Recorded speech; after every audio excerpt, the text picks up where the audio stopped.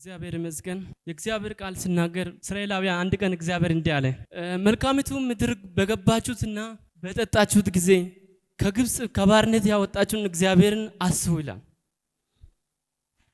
እኔ እዚህ ጋር የቆምኩት ዛሬ እግዚአብሔር ከስራ አጥነት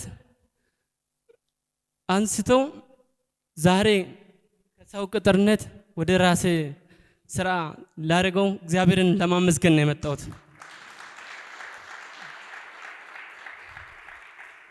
ለእግዚአብሔር ክብር ይሁን። እዚህ ቤት ከገባሁበት ጀምሮ ነው ማመስገን።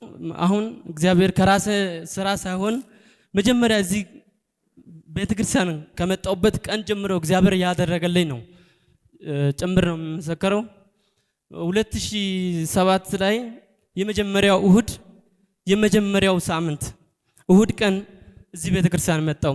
ከመምጣት በፊት ቅዳሜ ቀን ከዛ በፊት 6 ወር ኃያል ቤተክርስቲያን ሄጄ አላቅም ፓክ አድርጌ ነበረ እና እግዚአብሔርን እሁድ ቀን ቅዳሜ ማታ እሁድ ለመምጣት እዚህ ለመምጣት አላሰብኩ። ቅዳሜ ማታ ላይ ተንበርክኬ 9 ሰዓት ላይ እግዚአብሔር ሆይ የማርፍበትን ቤተክርስቲያን ስጠኝ፣ መንፈሳዊ አባቴ እንድሰጠኝ ለምናለሁ አልኩት።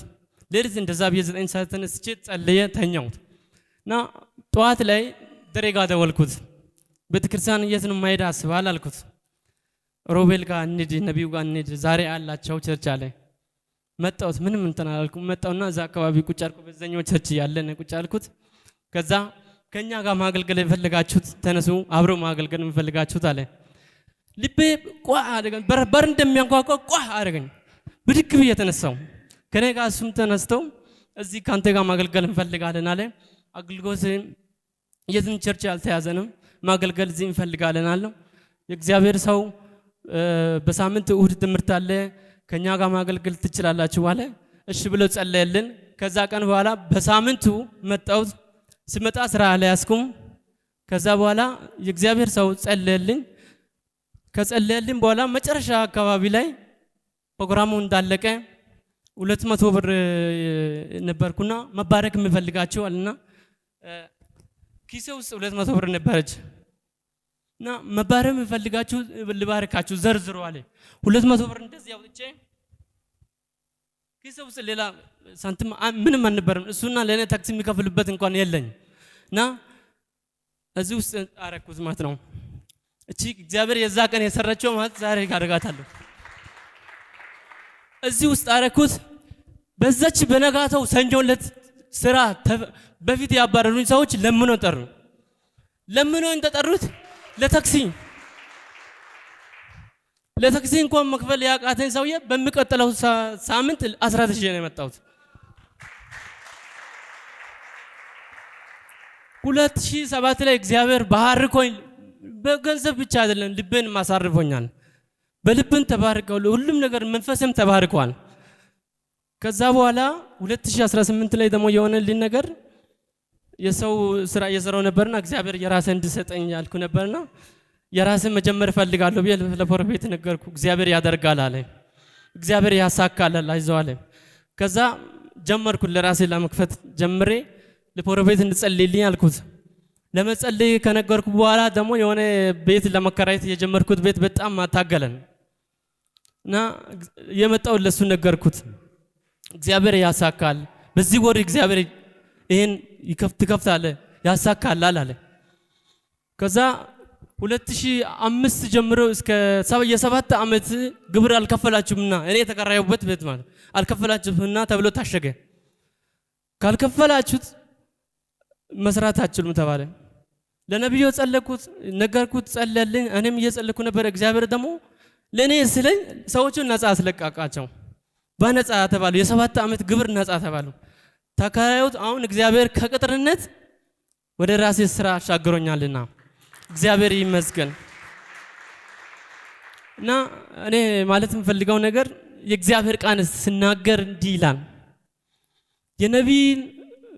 ነቢይ ፈልግ የነቢይ ዋጋ ይቀበላልና ይላል። ነቢይን ካከበራችሁ እግዚአብሔር በነቢይ በኩል ነው እግዚአብሔር ለሰዎች የሚናገረው። መባረክ ሲፈልግ እግዚአብሔር ነቢይን ይሰጣቸዋል።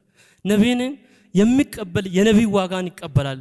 የእግዚአብሔር ሰው በጣም የበረከት ሰው ነው። ማሚ አንድ ቀን እዚህ ጋር ቆማ ስትናገር እንዲህ አለች፣ የእግዚአብሔር ሰው ለመባረክ ምንም ችግር የለበትም አለች። በረከቱን እኔ አይቻለሁ አለች፣ ሲባርክ አይቻለሁ አለች። እና ብዙ ሰዎች ይባረካሉ አለች። ነገር ግን አለች እዚህ ቤት ከተባረኩ በኋላ ይሄዳሉ አለች። አንድ ቀን እዛ ቁጭ ብዬ ጌታ ሆይ መባረክም ባርከኝ፣ በቤት ተክዬ የት እንደማልሄድ ቃል ገባለሁ አልኩ።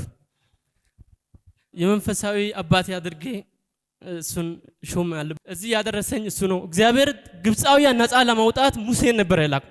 እኔ ለዘመናትም ሁሉ ዋጋ የከፈልኩበት ሰው ነኝ። ሰራለው ሁሉም ነገር ፌል ያደረገ ነበር። ከዚህ ሁሉ ነፃ ያወጣን እግዚአብሔር እሱ ጋር ሲመጣ ነው።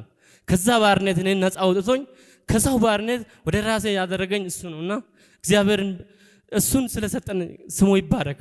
ባርኩት እና እንድትባረኩ እንፈልጋለሁ። እና እጅግ በጣም ትምህርት ሲያስተምር ምክር ያለው ትምህርት ያስተምራል። በፊት አሁን ሮብ የቀጠለው ትምህርት 4 ወር አካባቢ ተምር ያለው እሁድ ጠዋት ያስተማረ ነበርና የወጣቶች ትምህርት ስማር ትምህርቱ በጣም በትምህርቱ ተጠቅም ያለው የሚገርም ትምህርት ነበር የሚያስተምር የነበረው። ይመክራል እና አንድ ቀን ባለፈው እጄ ስራ ቦታ ጎበኝቶ እዛ ቦታ ማየት ፈልጋለሁ ብሎ ሄዶ አየ። የሚያደርግ ሰው የለም። በስራ ቦታ ሄዶ የሚጸልይ ሰው ማን አለ? አሁን ማንም የለም። ካልርኩ አለ ስራ ቦታ ሄዶ ጸለልኝ እና መከረኝ። እንዲህ አለኝ፣ በዙሪያ ያሉ ሰዎች አሉና እኔን መነሳት መውደቅን የሚፈልጉ ሰዎች ነገርኩና እንዲህ አለኝ፣ አይዞ በርታ፣ ነገር ግን አንድ ነገር እንዲህ አድርጋለኝ፣ አንተ ብቻ ለእግዚአብሔር ታማኝ ሁን፣ እግዚአብሔር አይጥልም አለ። እነሱ ያፍራሉ እንጂ እግዚአብሔር አንተ አያሳፍርም አለ። ብቻ ለእግዚአብሔር ታማኝ ሁን፣ አንተ እግዚአብሔር ጋር ሁን እንጂ እግዚአብሔር አይጥልም፣ አይዞ አለ። እንደዚህ የመከረኝ ስራ ቦታ ሄዶ እየጸለልኝ እሱ ነው። እንዲህ የሚያደርግ የለም። እኔ ብዙ ቸርች ቦታ ሄጃለሁ።